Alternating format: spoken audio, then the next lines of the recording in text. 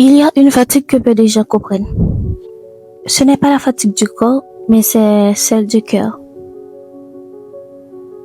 La fatigue de toujours faire le bien, d'aimer, d'aider, de rester fidèle sans voir de résultat. Et si tu vis cela aujourd'hui, l'histoire de Ruth te parle directement. Ruth n'était pas riche, elle n'était pas célèbre, elle n'était même pas israélite. Elle était une étrangère, veuve, sans avenir assuré. Elle aurait pu rentrer chez elle, recommencer ailleurs, penser seulement à elle. Mais elle a choisi la fidélité. Ruth dit à Naomi une phrase qui traverse les siècles.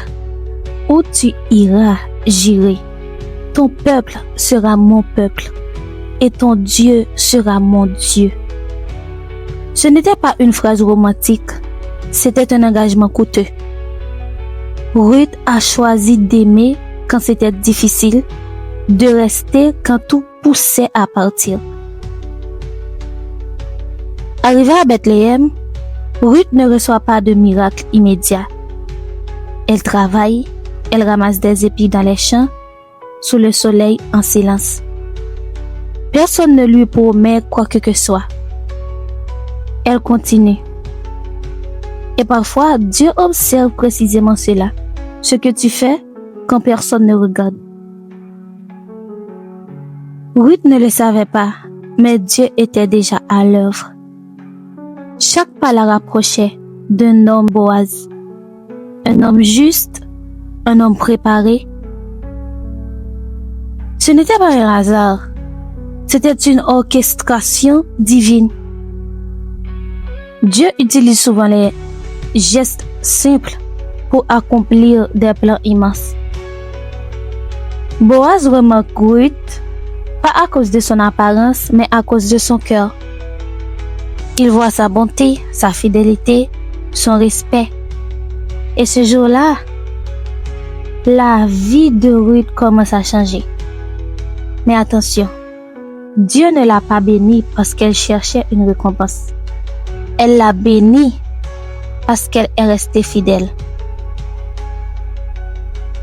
Ruth devient l'épouse de Boaz et elle devient mère. Et la Bible nous révèle quelque chose d'extraordinaire. Ruth entre dans la lignée du roi de David et plus tard de Jésus.